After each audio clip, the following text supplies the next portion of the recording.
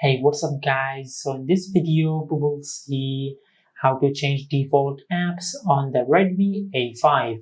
Now to do that, just open the settings app on your smartphone. Now from here, just tap on apps. Now from here, just scroll down and tap on default apps.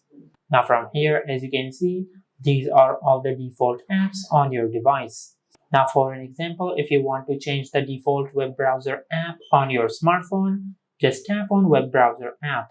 Now from here, just select any other web browser app to make it as your default.